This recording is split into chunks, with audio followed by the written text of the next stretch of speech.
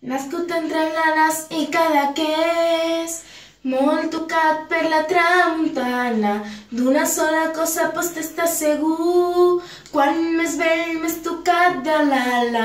Sempre deia que a la matinada es mataria, però cap al migdia anava ben torrat. Somriu i diu que no té pressa, ningú l'espera allà dalt, ja a l'infern no li interessa, és molt més bonic l'Empordà.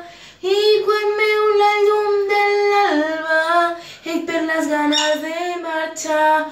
Potser que avui no és suïcidi, potser ho deixi fins demà. Na na na na na na na na na.